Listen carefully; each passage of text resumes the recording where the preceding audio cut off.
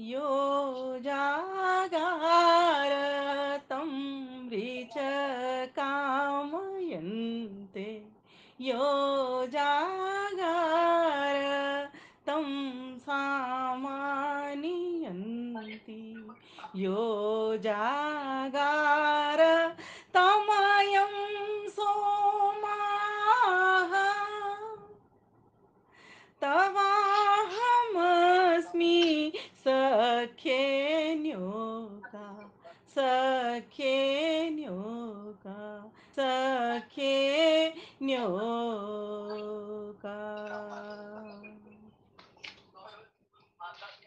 सभी माताओं बहनों को सादर सप्रेम नमस्ते कहती हूँ, अधिक फॉर्मेलिटी में ना रहते हुए, क्योंकि समय बहुत कम है, बातें बहुत करनी है आपस में।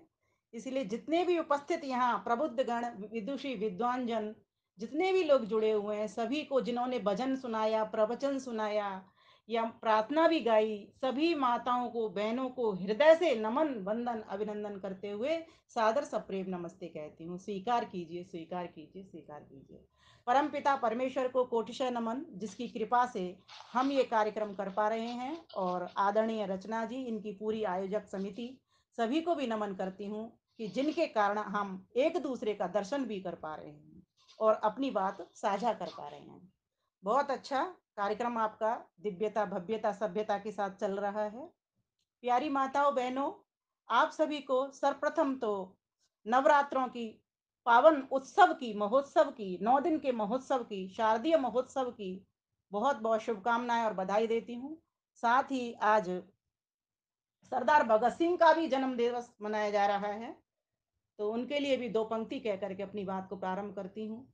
जन जन के तुम श्रद्धा नायक, जन जन के तुम श्रद्धा नायक, हर जन करता तुम्हें नमन, हर जन करता तुम्हें नमन। हे क्रांतिवीर, हे महावीर, हे क्रांतिवीर, हे महावीर, मेरा तुमको शतबार नमन, मेरा तुमको शतबार नमन, मेरा तुमको शतबार नमन। है जिसे देख कर राह बदल दे बब्बर शेर, जिससे अंग्रेजी राज सदा भय खाता था, सब क्रांत धर्मियों ने अपना नायक माना, वह वीर श्रेष्ठ बलिदानी प्रवर भगत सिंह कहलाता था, भगत सिंह कहलाता था। प्यारे भाइयों बहनों माताओं, मुझे लग रहा है भाई लोग भी इसमें जुड़े होंगे। संख्या आपकी यहाँ पर 91 अदर्स दिखा रहा है, 8 और 99, एक कम 100 हो गए क्या? ठीक है संख्या, पूरे 100 हो गए। चलिए बहुत बढ़िया, बहुत अच्छा, बहुत अच्छी संख्या। तो सभी के लिए परस्पर करतल ध्वनि से स्वागत परस्पर कर लें, क्योंकि सभी ने इसमें श्रम किया होगा।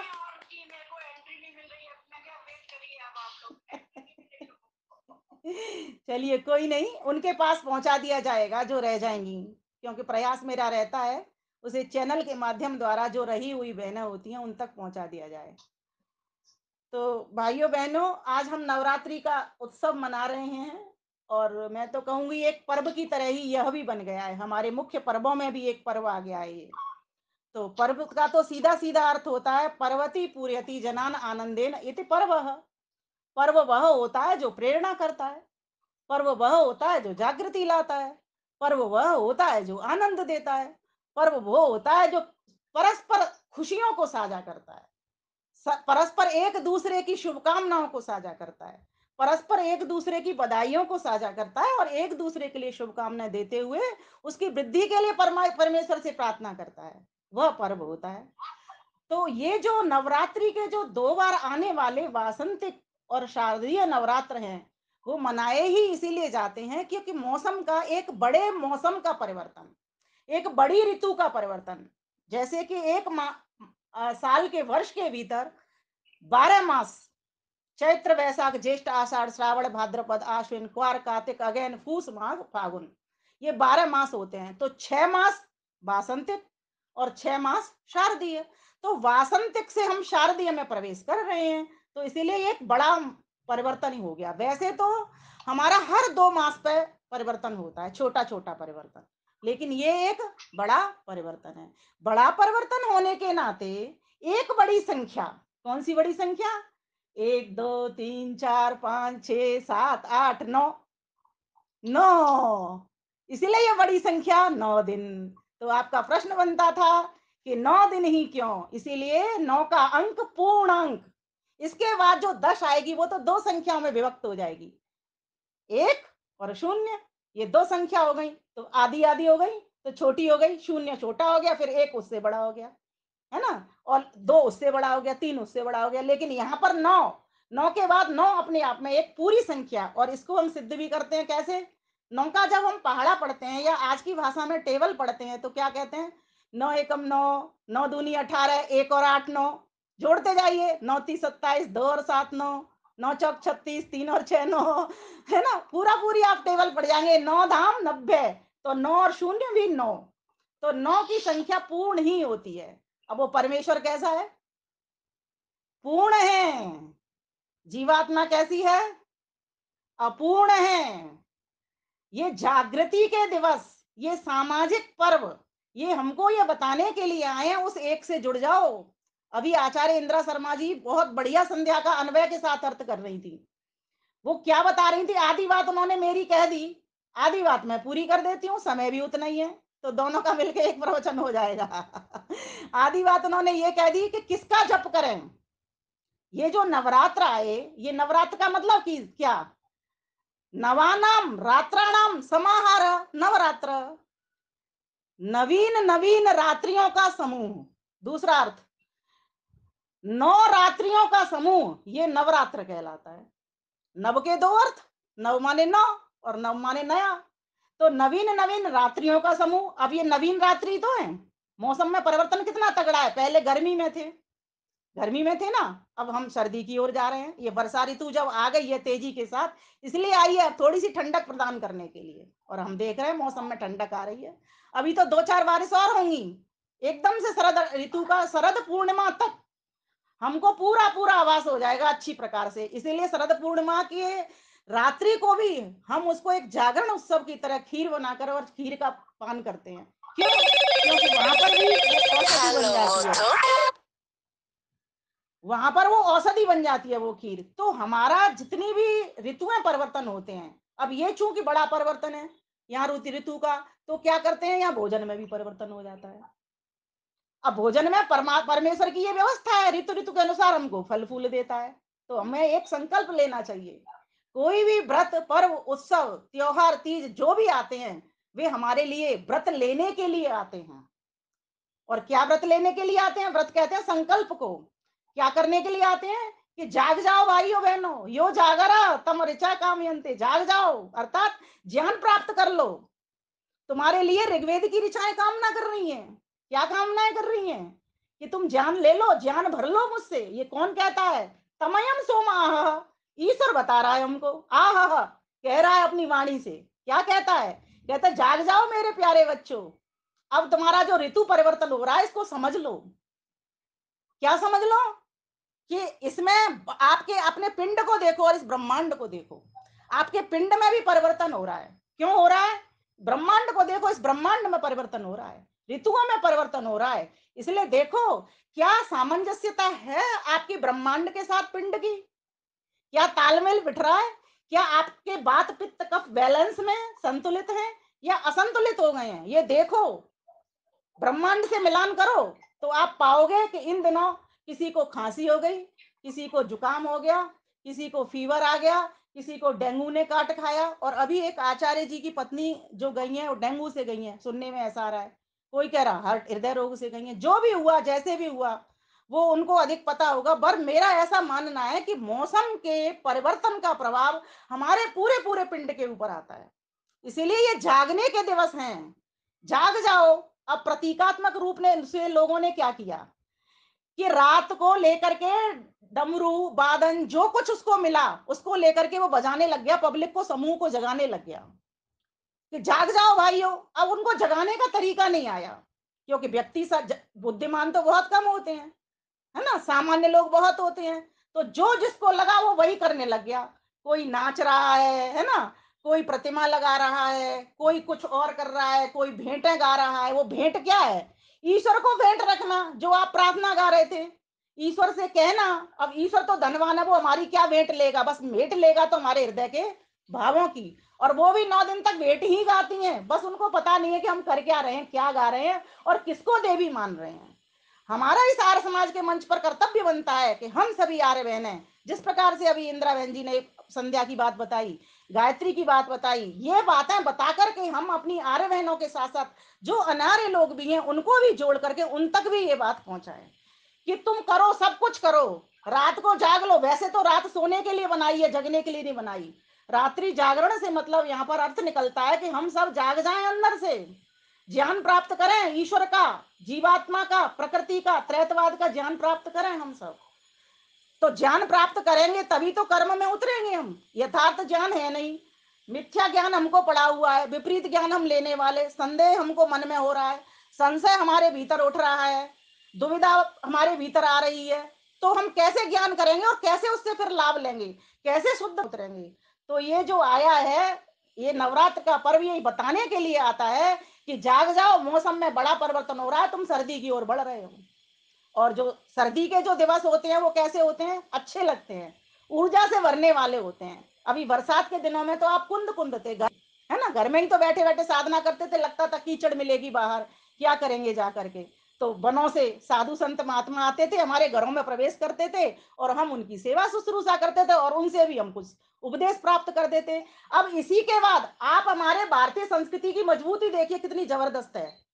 किस तरह से श्रावणी पर्व मनाया और उसके बाद ही ये नवरात्रि आ गए। ये भी एक उत्सव मनाने का तरीका है, आनंद से भरने का ढंग है। ये भी एक कि सब एक हो जाओ, हम सब वर्ण वाले एक ही हैं। वेद कहता है ब्राह्मणो अस्य मुखमासीद और बाहु राजन्यकृत उरु तदस्य यद वैश्य और पादो शूद्र अजायत। अर्थात ये ब्राह्मण है जो किसके समान है। तो अर्थ लोगों ने इतना गलत कर दिया इसका, बोले मुख के समान है इसलिए ब्राह्मण को ही पूज लो। लेकिन इसका क्या अर्थ निकलेगा वो मैं बताऊंगी। और जो भुजाएं हैं वो क्षत्रिय के समान है, और जो पेट है वो वैश्य के समान है, और जो पग है वो शूद्र के समान है। इसको कहने का यथार्थ अर्थ क्या बनता है, विपरीत की ओर नहीं जाती में, यथार्थ को हम समझ लें। जिस प्रकार से एक पूरा शरीर, एक मानव का पिंड या एक पशु पक्षी का किसी का भी पिंड ले लो, मस्तिष्क से, हाथों से, पेट से और पैरों से मिलकर के बनता है, ठीक इसी प्रकार से एक समाज का निर्माण ब्राह्मण, क्षत्रिय, वैश्य और शूद्र इन चारों वर्णों के मिलने से होता है। तो ये जो त्योहार आते हैं, ये पर्व उत्सव आते हैं, वो ये बताने के लिए आते हैं तुम चारों वर्णों का अपना अपना महत्व है और तुम एक ही हो, तुम अलग अलग नहीं हो। सेवा कार्यों से तुम अलग अलग हो बस। बाकी अगर ब्राह्मण नहीं होंगे तो मार्गदर्शन कौन देगा। ये जागने के दिवस है इसलिए इस बात को बता रही हूँ। और क्षत्रिय नहीं होंगे तो रक्षा कौन करेगा, मस्तिष्क नहीं होगा तो ज्ञान कौन भरेगा, हाथ नहीं होंगे तो रक्षा कैसे होगी, पेट नहीं होगा, है ना, तो पेट नहीं होगा तो भरण पोषण कैसे होगा, वैसे नहीं होंगे तो कैसे आश्रम पलेंगे, पैर नहीं होंगे तो सेवा कार्य चल चल करके कैसे होंगे, मंदिरों में कहाँ, तीर्थों में कहाँ हम जाएंगे। इसीलिए ये जगाने के लिए आया है कि तुम चारों वर्णों का अपना अपना महत्व है और बहुमूल्य हो तुम चारों। कोई किसी से कम मत आंक जाना कि तुम्हें सिर ऊपर दिखाई दे रहा है तो सिर ही सारा बड़ा है। बिना, अगर आपके पास सेवक वर्ग नहीं है तो माइक की व्यवस्था नहीं होगी, कोई भी आपका काम ऐसा नहीं होगा, दरी पट्टी नहीं बिछेंगी। और अगर ब्राह्मण नहीं है तो मार्गदर्शन की प्राप्ति नहीं होगी, क्षत्रिय नहीं होगी तो तुम्हारी उस जो सत्संग कर रहे हो उसकी रक्षा भी नहीं हो सकेगी। चार आतंकवादी आएंगे उठा करके तुम्हारे ग्रंथों को ले जाएंगे।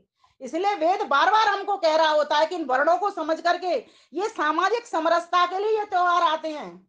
इसीलिए कहा जाता है ब्राह्मण की दक्षिणा दो और जो क्षत्रिय तुम्हें रक्षा कर रहे हैं सैनिकों के लिए कुछ पहुंचाओ, और जो तुम्हारा वैश्य वर्ग है उससे तुम धन संपदा को लेकर के आगे आगे सेवा कार्यों को हाथ में लेकर के पहुंचाओ, पैरों से चल करके जाओ जिन जिन के पास नहीं है। ये जागृति करने के लिए आए हैं। लेकिन क्या करते हैं लोग, उनको पता नहीं है, बस ताली बजाते हैं वो और नाच लेते हैं, छुट्टी हो जाती है।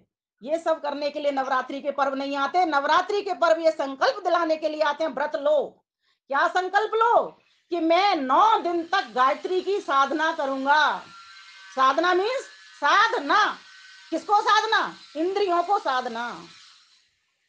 कैसे साधना, आप साधक हो, साधक हो, सोचते जाओ मेरा मन प्रभु ने मुझे क्यों दिया, बुद्धि प्रभु ने मुझे क्यों दी, ये हाथ प्रभु ने मुझे क्यों दिए, ये पैर मुझको प्रभु ने क्यों दिए? इनको साधो, इनको नियंत्रण में लाओ। ये कहीं ऐसा ना हो हाथ लेते ही लेते रह जाएं, देना ना सीखें। कहीं ऐसा ना हो ये मस्तिष्क ज्ञान भरता ही भरता रह जाए, किसी और को परोस ही ना सके। कहीं ऐसा ना हो ये पेट खाता ही खाता रह जाए, त्याग पूर्वक भोग कर ही ना पाए। कहीं ऐसा ना हो इन पैरों से सिर्फ अपनी ही सेवा कर पाओ, अपना ही लाभ ले पाओ, किसी और को तुम सेवा दे ना पाओ। ये जगाने के लिए आते हैं। इसीलिए इस शरीर को भी स्वस्थ रखो। शरीर स्वस्थ कैसे होगा? युक्ताहार से। हितवुक, मितवुक, ऋतवुक होने से होगा। हितकर भोजन लो, मितकर मात्रा देख करके भोजन करो कि मेरा क्या चीज कम है, क्या चीज ज्यादा है, क्या चीज बैलेंस है। बात बड़ा, पित्त बड़ा या कफ बड़ा। और हितकर भोजन, मितकर भोजन और ऋतुक, ऋतुओं के अनुकूल भोजन करो। इन दिनों जो जो फल फूल आ रहे हैं, औषधियां आ रही हैं, वनस्पतियां आ रही हैं, उनका भोजन करो। इसीलिए मार्कंडेय पुराण के भीतर एक बहुत अच्छी बात आती है। वहां पर नौ दुर्गा, नौ देवी दुर्गा कवच को मान लिया गया है। वहां पर कहा जाता है पर्वतों के ऊपर उगने वाली जो औषधियां तुम्हारे शरीर को फिट करेंगी। और उन औषधियों के नाम हमने पिछली बार भी बताए थे, वीडियो में भी भरे हैं और भी जगह पर इसको खूब प्रसारित किया। आज से 10 साल पहले मार्कंडेय पुराण से इन चीजों को, मैंने मार्कंड पुराण को भी, मैं पुराणों का भी अध्ययन कर रही हूँ, लेकिन कब? जब मैंने वेदों का अध्ययन किया, उपनिषद का अध्ययन किया, उसके बाद कि वेद सम्मत कोई बात इसमें है तो उसको निकाल के लाओ, खींच करके लाओ।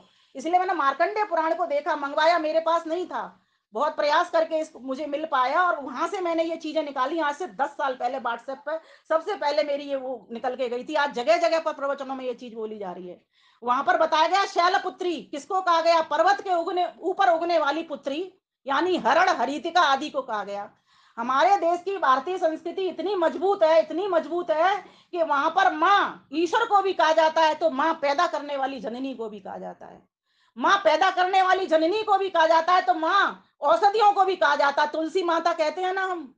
और माँ जड़ को भी कहा जाता है, गंगा माता कहते हैं ना हम, है ना। गायत्री माता, साधना को भी कहता है गायत्री माता कहते हैं ना हम। हमारे देश की संस्कृति इतनी मजबूत है, हम हर वस्तु जिससे हमको दिव्यता प्राप्त होती है उसको हम देवी कह देते हैं। जिससे हमारा पालन पोषण हो रहा है, रक्षण हो रहा है, उसको हम माँ कह देते हैं। तो माँ तो महान शब्द है, देवी तो देव महान शब्द है। इनकी दिव्यता को इसीलिए वेद कहता है अम्बितमे नदी तमे देव तमे सरस्वती। रचना बहन जी, इसकी पिछली बार मैंने व्याख्या की थी। अम्बितमा, अम्बा, अम्बा कहते हैं लोरी देने वाली माँ को।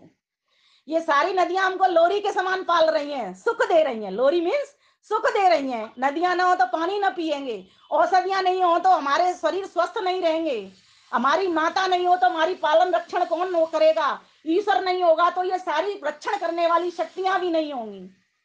इसीलिए अमृत में तम तम तम, तम शब्द कब लगता है? सुंदर सुंदर तर सुंदरतम, जब अंतिम स्थिति पर पहुंच जाते हैं। अड़ोर अड़ियान महोर महियान, ऋषि कहता है, उपनिषद का ऋषि, कि वो परमेश्वर कैसा है? सूक्ष्म से सूक्ष्म, उससे सूक्ष्म कोई नहीं। इसलिए सारे संसार में वो व्यापक और सर्वदेशीय होकर के वो सत्ता विराजमान है।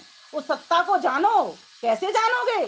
कैसे? तो 9 दिन आए हैं जो व्रत लेने के लिए आए हैं कि मैं आज से 1000 मंत्र जप करूंगी, डेली नित्य प्रति करूंगी। अब 1000 नहीं होते तो 100 कर लो, 108 कर लो, एक माला कर लो, ज्यादा नहीं तो। एक माला तो कोई भी कर सकता है, और 2 माला तो हम नित्य प्रति करते हैं। एक माला सुबह सो करके उठते हैं तब, एक रात को सोते हैं तब। तो अब इन दिनों तो कुछ विशेष करें ना, जब 9 दिन आपको जागृति के लिए मिले, शरीर को स्वस्थ, मन को स्वस्थ, आत्मा को स्वस्थ करने के लिए मिले, जागृत होने के लिए मिले। यो जागारा तम ऋचा ज्ञान, ओ यो जागार तम ऋच कामयन्ते। ऋग्वेद की ऋचाएं उसके लिए क्या करती हैं? कामनाएं करती हैं, इच्छाएं उठाती हैं कि तुम जाग जाओ। तुम्हारा जन्म, मनुष्य का जन्म मिला ही जागने के लिए मिला है, क्योंकि बाकी की जो गाड़ियां हैं वे तो सभी पशु पक्षी, जितने भी जीव जंतु हैं वे सभी भोग योनि के प्राणी हैं। तुम उभयचर हो, तुम जान भी ले सकते हो और तुम भोग भी कर सकते हो, तुम अपवर्ग में भी जा सकते हो और तुम भोग को भी भोग सकते हो। इसलिए तुम जाग जाओ। क्या जाग जाओ? कि शरीर को फिट करो। कैसे करो? इन औषधियों से करो। शैलपुत्री, ब्रह्मचारिणी, ब्राह्मी औषधि को ले लो। ब्राह्मी औषधि क्या करती है? ये स्मृति को साफ करती है। जहां हरण हमारा पेट साफ करती है हरितिका, वहीं पर ये ब्राह्मी औषधि हमको, हमने चाय, हर्बल चाय जो आजकल हम पीते हैं ना, उसमें ब्राह्मी औषधि होती है। आयुर्वेदिक चाय जितने भी लोग पीते होंगे यहाँ पर जो हैं, उनमें आपको पता होना चाहिए ब्राह्मी औषधि भी होती है। और ये सभी औषधियाँ हमारे शरीर के लिए फिटनेस देती हैं, स्वस्थ बनाती हैं हमारे शरीर को। तो कहा ब्राह्मी औषधि भी लो, शैलपुत्री हो गई, ब्रह्मचारिणी हो गई, चंद्रघंटा, ये इस नाम से चंदनुसूर, जो धनिया की पत्ती की सी होती है, वो भी पहाड़ों पर मिलती है, वो भी हमारे शरीर के लिए हितकर होती है, हमारे पेट की गैस वायु आदि को निकालने के लिए। और इन दिनों में बात रोग बहुत प्रभावित करता है, ये जो मौसम में परिवर्तन हो रहा है ना, इन दिनों बात रोग बहुत प्रभावित करता है। तो इसलिए हमको वो उस औषधि को भी पता करना चाहिए, लाना चाहिए। वो एक अलग बात है, कुछ चीजों के हम नाम नहीं जानते, कुछ चीजों का लाभ नहीं जानते, कुछ चीज बाजार में मिलती नहीं, तो इसलिए हम सेवन से वंचित रह जाते हैं। लेकिन जो चीज हमें उपलब्ध हो रही है उसका तो हम प्रयोग करें, इस तभी ऋचा हमारे लिए कामना करेगी। ध्यान देना, जब हमको इतना बोध होगा, इतना ज्ञान होगा, भक्ति की बात तो और आगे चली जाएगी, कर्म की बात तो और आगे चली जाएगी, पहले तो हम ज्ञान पर ही टिके हुए हैं। तो ये मंत्र की व्याख्या कहती है कि अगर तुम ये ज्ञान ले लोगे, शैलपुत्री, ब्रह्मचारिणी, चंद्रघंटा, कूष्मांडा, कूष्मांडा कहते हैं सृजन शक्ति को, परमेश्वर ने ये ब्रह्मांड बनाया, कूष्मांडा कहते हैं कद्दू को भी, पेठे को भी, ये भी हमारे लिए हितवर्धक है, बलवर्धक है, वीर्यवर्धक है, इनको भी हमको लेना चाहिए। इस प्रकार से स्कंद कहते हैं अलसी को, आजकल रामदेव बाबा ने भी फ्लैक्सीड निकाली हुई है, फ्लैक्सीड कहते हैं अलसी को, भून करके आप तवे पर खा लो, नहीं तो बाबा रामदेव से ले आओ, पतंजलि से जा करके, वहां भी मिल जाती है। ये क्या करती है, कब्ज को मिटाने का काम करती है ना। स्कंद, इसको स्कंद माता कह देते हैं, हमारे यहाँ औषधियों को माता कहा जा रहा है, समझने की बात है, इसमें से पकड़ने की बात। माँ का काम क्या है, आपको सुख पहुंचाना, आपकी रक्षा करना। तो आपका शरीर जब सुरक्षित ही नहीं होगा तो आप भजन कैसे करोगे। तो इसीलिए पहले तो इन 9 दिनों में ये व्रत ले लो कि मैं शरीर को स्वस्थ रखूंगा। और फिर कहा कात्यायनी, कात्यायनी का अर्थ होता है, कात्यायन एक ऋषि भी हुए हैं, कात्यायनी ऋषि याज्वल्की की पत्नी भी थी, है ना। और कात्यायन का अर्थ होता है सुख का विस्तार करने वाली, जिसकी 4 पीढ़ियां इस काम को करने में लगी हुई हैं। और इसका तीसरा अर्थ और निकलता है व्याकरण के हिसाब से। तो सोचो, कह माने सुख, सुख का विस्तार करने वाली, तो सुख का विस्तार करने वाली औषधि, इतनी अच्छी औषधि हमको मिली है, जिसको माँ देवी कह रहे हैं, उसका भी हम सेवन करें। अब हो क्या रहा है, लोगों ने इन सब चीजों के प्रतीक बना लिए, प्रतिमाएं बना ली, बनाई तो इसीलिए होंगी शायद कभी किसी ने।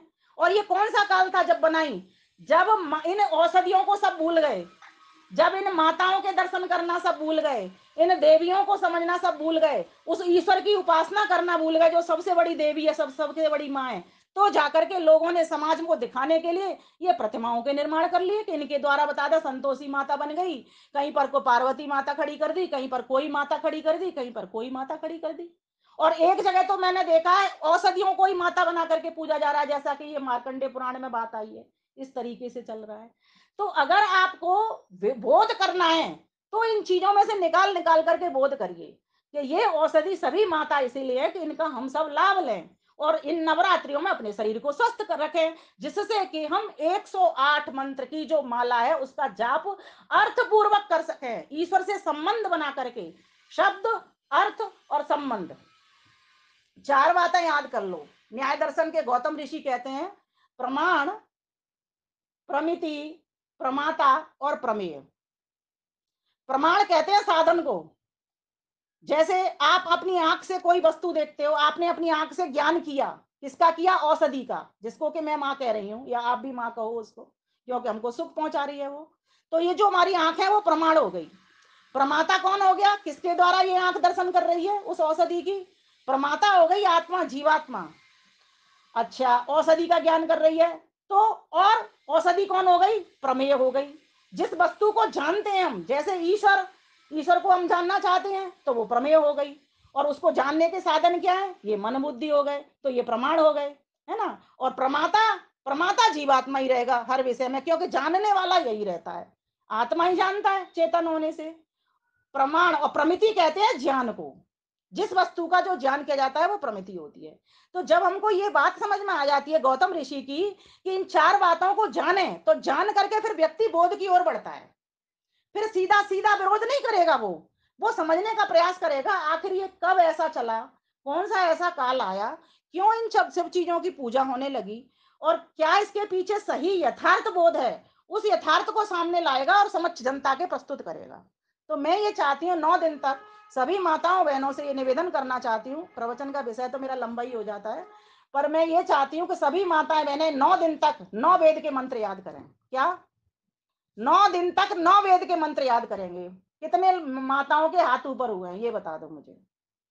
आज एक वेद का मंत्र, कल और आज 2 वेद के मंत्र आज याद करने हैं। जो आपकी नागा कल हो गई थी, नहीं याद किया, वो आज 2 वेद मंत्र कौन याद करेगा? एक कार्यक्रम आदरणीय रचना जी से कहना चाहूंगी, कार्यक्रम करेंगी, उसमें सभी माताएं बहनें बताएंगी हमने 9 वेद के मंत्र याद किए, और 9 वेद के मंत्र जो नए याद किए उनको मैं सुनाना चाहती हूँ आपके मंच पर। आदरणीय रचना जी से निवेदन करना चाहूंगी 9 दिनों में 9 व्रत माताओं बहनों को सुना दें समय कि वो 9 वेद के मंत्र याद करें। तो जब सभी माताएं बहनें, जितनी भी संख्या 90 या 100 की है यहाँ पर, वे 9 वेद मंत्र कर लेंगी यहाँ, तो कितने वेद मंत्र हो गए जी? कितने मुख से श्रुति निकलेगी? 900 बार वेद मंत्र दोहराए जाएंगे। 9 इंटू 100, 100 की संख्या है ना आपकी। आप ये सोचिए ना, कितना ऋषि का काम जबरदस्त कर दोगे आप, कितना उस ईश्वर से संबंध बना लोगे। मुझे बहुत अच्छा लगा जब अन्वय के साथ आचार्य इंदिरा शर्मा जी ने अर्थ आपके समक्ष प्रस्तुत किए, इसलिए मैं उनको नमन करती हूँ अपनी इस वक्तव्य के साथ में। और आगे की बात कहना चाहती हूँ। माँ, आपको बताऊं माँ के 9 रूप, आप अचंबा करोगे। गिनते जाओ। बेटी, उंगलियों पे गिनना, बेटी, बहन और बुआ, 3 तो ये हो गई जी। फिर सुनिए, चाची, ताई, दादी, 6 हो गए, है ना। अब आगे चले जाओ, सास, ननद, जेठानी, देवरानी, जेठानी देवरानी, 9 रूप हो गए। ससुराल में भी मिल जाते हैं हमको 3 रूप, 3 मायके में भी हमको मिल जाते हैं, है ना। ताई चाची इस तरीके से बड़े रूप में मायके में भी हमको ये प्राप्त हो जाते हैं। तो इतने रूपों के भीतर समाहित हम देवियां हैं, हम माताएं बहनें हैं, परस्पर एक दूसरे का सम्मान करना, समझ लो नवरात्रि हमारी सफल हो गई। माँ को पूछना है तो माँ पे ध्यान दो जीना, माँ को पूजना है तो माँ पे ध्यान दो जीना, देवी को पूजना पत्नी को मान दो जीना, देवियों को पूजना पत्नी को मान दो जीना, बहन को खुश रखना, बहन को खुश रखना, फिर दुनिया को ज्ञान दो, दुनिया को ज्ञान दो, नवरात्रि सफल हो, हर देवी को सम्मान दो, देवी को सम्मान दो, देवी को सम्मान दो। सभी देवियां पूजनीय है, ये भी सभी देवियां, ये भी सभी माताएं, औषधियां भी माताएं, है ना। तो महागौरी तुलसी को कहते हैं, वो भी हमारी माता ही है। रोज चाय में डाल करके उसको पी रहे हैं हम, अदरक के साथ चाय। सुषमा जी यही तो बताया करती है औषधियों का प्रयोग, ये पियो वो पियो। देखो सभी माताएं है ना लगी हुई हैं प्रचार प्रसार में, अपने अपने ढंग से सब बताने में लगी हुई हैं। अच्छी अच्छी बातों को ग्रहण करते चले जाओ। ज्ञान यही, यो जागा रहे तम ऋचा कामयन्ते, ध्यान देना। तब आप ऋग्वेद की ऋचाएं पढ़ रहे हो और वो आपके लिए कामनाएं कर रही हैं। तम सामान्यंती, क्या? तुम भक्ति से भर जाओ, सामवेद की ऋचाओं से भर जाओ, गीतों से भर जाओ। जो सामवेद की जो रचना है ना ईश्वर की, वो गीत की है, गायन करके। अग्निमीडे पुरोहितम यज्ञस्य देवमृत्युजम् होतारं रत्नधातमं, होतारं रत्नधातमं। गाइए मस्ती के साथ, सुबह हो शाम हो, कहीं भी आप बैठे हो, मस्ती के साथ भगवान की जब याद करोगे वेद मंत्रों को, और ये जानोगे कि ईश्वर हमें भक्ति से भरेगा, ये सामवेद की ऋचाएं भक्ति से भरेंगे, तभी तो कल्याण होगा, तभी तो ये नवरात्रे आपके सफल होंगे। इसीलिए गायन करिए खूब मस्ती के साथ, वेद मंत्र पढ़िए और उसको गा गा करके उच्चारण सीखिए, उसका अर्थ सीखिए, उसका ईश्वर से संबंध बनाइए उस मंत्र के माध्यम से। जैसे कहा ना, यो जागा रहा है, जो जागता है ऋग्वेद की ऋचाएं, संबंध कैसे बनेगा ईश्वर से? हे ईश्वर, आप जागे हुए हो, कभी आप सोते नहीं हो, आपके लिए कभी पलंग बिस्तर नहीं बिछाना पड़ता। हम लोग सोते हैं, हमारे लिए रात है, हमारे लिए दिन है। प्रभु मैं प्रार्थना करता हूँ मैं भी आपकी तरह जाग जाऊं। अब ईश्वर की तरह जागेंगे कैसे? जब मोक्ष में चले जाएंगे, तब ना सोना पड़ेगा ना जागना पड़ेगा, आनंद से पूरे पूरे भर जाएंगे। तो उसे प्रार्थना करिए, प्रभु मैं ऋग्वेद का पाठ करूंगा, आज से मैं संकल्प लेता हूँ, व्रत लेता हूँ इस नवरात्रि के पावन पर्व पर कि मैं ऋग्वेद का पाठ करूंगा। और ध्यान देना, जो जागता है उसके लिए हर कोई कामना करता है, विद्वान वर्ग भी कामना करता है, गुरुजन भी कामनाएं करते हैं। और फिर तम सामान्यंती, फिर तो उसको सामवेद की ऋचा भक्ति उसके भीतर आ जाती है। तमयम सोमाह, ईश्वर कहता है औषधियां उसके लिए हाथ जोड़ के खड़ी हो जाती हैं, वनस्पतियां हाथ जोड़ करके खड़ी हो जाती हैं, ईश्वर स्वयं हाथ जोड़ करके खड़ी हो जाता है अपने भक्त को देख करके। जब वो ज्ञान से भरता है और ज्ञान युक्त शुद्ध कर्म को करता है, तो शुद्ध कर्म और ज्ञान मिलकर के ही भक्ति पैदा होती है। जिसके जीवन में ज्ञान नहीं शुद्ध, और जिसके जीवन में शुद्ध कर्म नहीं, ज्ञान युक्त कर्म नहीं, वो व्यक्ति भक्ति से नहीं बता, वो कोरा पाखंड है। इसलिए कहा शब्द जानो, शब्द के अर्थ जानो, और ईश्वर से संबंध बनाओ। तीनों की अपनी एक तिगड़ी है, इस तिगड़ी को जानो तो नवरात्रि आपके सफल हो जाएंगे। फिर क्या कहा? तमयम सोमयाः तमयम सख्येन्योका। जो ऐसा हो जाता है, अब इसका मतलब ये नहीं है कि अथर्ववेद का ज्ञान नहीं करे वो, इसमें अंडरस्टूड है, अंतर्निहित है इसमें। अथर्ववेद और यजुर्वेद दोनों इसमें अंतर्निहित है। ईश्वर की वाणी बहुत विशेष होती है, उसको हर कोई नहीं समझ पाता। उन्होंने कहा जो व्यक्ति ऋग्वेद का, यजुर्वेद का, सामवेद का, अथर्ववेद का, चारों का पाठ करता है, उसके लिए ईश्वर क्या करते हैं? हाथ जोड़ के खड़े हो जाते हैं और क्या कहते हैं? तू मेरा भक्त है, गले लग जा, मित्र न्यो का, सखे नो का, सखा बन जा, तू, मैं तेरा सखा बनता हूं। मैंने निश्चित कर दिया है नियत से, मैंने निश्चित कर दिया है मैं तेरा सखा हूं। और अब तू भी निश्चित कर दे कि अब मेरा हाथ नहीं छोड़ेगा, मैं तो पकड़े ही रहता हूं, तेरे पास ही रहता हूं, हरदम पास रहता हूं तेरे सदा में। अरे तू नहीं देख पाए तो मैं क्या करूं? इसीलिए मेरे लिए प्रभु रास्ता खोल दो। आइए मेरे गीत के साथ आनंद ले लेते हैं, प्रवचन तो होते रहेंगे। अभी अगले प्रवचन में लूंगी ये जवारे के रस क्यों, ये किस तरीके से कलश रखते हैं, क्यों रखते हैं, ये सारा प्रवचन अगले प्रवचन में आएगा। अभी आज गीत का आनंद लेते हैं क्योंकि समय फिर पूरा हो जाएगा। खोल दो रास्ता प्रभु मेरा दर आने के लिए, बेचैन हूँ बड़े दिनों से तुमको पाने के लिए, बेचैन हूँ बड़े दिनों से तुमको पाने के लिए। यहाँ सभी माताएं बैठी हुई हैं, प्रभु एक बार तो मुझे दर्शन करा दो। ओ खोल दो रास्ता प्रभु मेरा दर आने के लिए, बेचैन हूँ बड़े दिनों से तुमको पाने के लिए। सोच रही जब घर तेरे आऊं, क्या लेकर के आऊं, सोच रही तेरे घर जब आऊं, क्या लेकर के आऊं। बांध ली बहु सामान गठरिया, जाकर प्रीत निभाऊं, बांध ली बहु सामान गठरिया, जाकर प्रीत निभाऊं। हो इंतजार में खड़े लुटेरे, आहा, इंतजार में खड़े लुटेरे सताने के लिए, बेचैन हूँ बड़े दिनों से तुमको पाने के लिए। ईश्वर को कुछ चाहिए क्या? नहीं चाहिए, लेकिन भाग उसके पास क्या लेके जाना है? उसके लिए षड संपत्ति जोड़नी है। क्षम दम उपरत तितिक्षा श्रद्धा समाधान की षड संपत्ति लेकर के उसके पास पहुंचना है। लेकिन ये भोला भक्त, अज्ञानी भक्त ये नहीं समझ रहा। वो सोचता है कि भगवान कुछ ऐसा बांध के ले जाऊंगा, खीर बना लूंगा, पूड़ी बना लूंगा, पुए बना लूंगा, खिला दूंगा तो भगवान तृप्त हो जाएंगे। उसको नहीं चाहिए। अरे खिलाना है तो तू खुद खा और दूसरों को खिला, जिनके पास नहीं है उनको दे।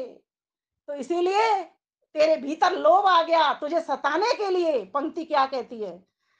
इंतजार में खड़े लुटेरे सताने के लिए, बेचैन हूँ बड़े दिनों से तुमको पाने के लिए। हो खोल दो रास्ता प्रभु मेरा दर आने के लिए, बेचैन हूँ बड़े दिनों से तुमको पाने के लिए। इस मन के भीतर कितने शत्रु जमा बैठे हैं। ईर्ष्या सास ने पाशा फेंका, तृष्णा सोत रिसाए, ईर्ष्या सास ने पाशा फेंका, तृष्णा सोत रिसाए। मोह का देवर रास्ता रोके, स्वार्थ खड़ा मुस्काए, मोह का देवर रास्ता रोके, स्वार्थ खड़ा मुस्काए। हो लोभ की ननदी ने रंग फेंका, लोभ की ननदी ने रंग फेंका गिराने के लिए, बेचैन हूँ बड़े दिनों से तुमको पाने के लिए, बेचैन हूँ बड़े दिनों से तुमको पाने के लिए। ओ खोल दो रास्ता प्रभु मेरा, खोल दो रास्ता प्रभु मेरा दर आने के लिए, बेचैन हूँ बड़े दिनों से तुमको पाने के लिए। हट गए सब अज्ञान के बादल तूने ज्योति दिखाई, हट गए सब अज्ञान के बादल तूने ज्योति दिखाई। वश में हो गए चोर लुटेरे हुई प्रभु कृपताई, वश में हो गए चोर लुटेरे हुए विमल प्रभुताई। ओ हुआ सुबह मुस्कान खिली, हुआ सुबह मुस्कान खिली मिल जाने के लिए, बेचैन हूँ बड़े दिनों से तुमको पाने के लिए, बेचैन हूँ बड़े दिनों से तुमको पाने के लिए। खोल दो रास्ता प्रभु मेरा दर आने के लिए, बेचैन हूँ बड़े दिनों से तुमको पाने के लिए, तुमको पाने के लिए। बेचैनी जब इस तरह आपकी बढ़ जाए तो आप यथार्थ बोध करोगे, और यथार्थ बोध को करके उस परम पिता परमेश्वर जिसके अपने नाम भी अभी आपने औषधियों में देखे, माताओं में देखे, और उसके अपने नाम ब्रह्मांड का सृजनहार कूष्मांडा है, तो वहीं सोम शीतल चंद्र घंटा है, तो वहीं विद्यावान वेद विद्या का पति, वेद विद्या का स्वामी क्या है, ब्रह्मचारिणी है, तो वहीं तेजवंत संहारक, दुष्टों का संहारक और सुख का विस्तारक वहीं वो कात्यायन है, तो वहीं काल रात्रि हरेक के संकट को हरने वाला है, तो वहीं शुद्ध धवल नित्य महान गौर वर्णा महागौरी है, तो वहीं भक्तों को सर्व अष्ट सिद्धियां प्रदान कराने वाला भी वही परमपिता परमेश्वर सिद्धिदात्री है। इसलिए एक ईश्वर उसके अनेक नाम, ऐसा हमें हमारे विद्वान लोग बताते हैं। वह एक है, ना द्वितीयो न तृतीयो न पंचमो उच्यते, न षष्ठा न सप्तम न अष्टमा न नवमा उच्यते। वो ईश्वर एक ही है, उसके अनेक नाम है, उसका मुख्य नाम ओम है। गायत्री की साधना से अपनी समस्त इंद्रियों को साधना है, और अपने मन के भीतर मानसिक स्वस्थ होने के लिए संकल्प, शुभ संकल्प, हितकर संकल्प जमाते हुए उस परम पिता परमेश्वर को ध्यान में लाना है। तभी जाकर के हम कह सकते हैं हमारा ये जो नवरात्रि का जो पर्व है वो सार्थक होगा। इसके लिए यथार्थ बोध करें, यथार्थ कर्म में उतरें और यथार्थ उपासना हम सभी करें। आप सभी का बहुत बहुत धन्यवाद। आदरणीय रचना जी को तो मैं नमन करती हूँ, इतना सुंदर उनका कार्यक्रम होता है कि सभी लोग बहुत अच्छे, इनके पास भजनोपदेशक भी आते हैं, प्रवचनकर्ता भी आते हैं, और सभी माताएं बहना सभी यहाँ पर तो विदुषी हैं, सभी से सुनेंगे हम तो एक एक घंटा सभी के लिए कम पड़ जाता है, ऐसा मेरा मानना है। मैंने तो आप सभी से ही सीखा है, इसलिए आप सभी को मैं नतमस्तक होती हूँ, नमस्ते कहती हूँ। धन्यवाद, नमस्ते।